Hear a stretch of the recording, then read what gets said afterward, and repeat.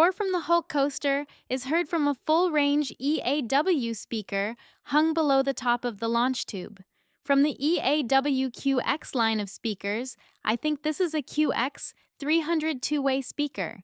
Based upon the needed coverage area, this might be the QX 366, which offers a 60-degree symmetrical coverage.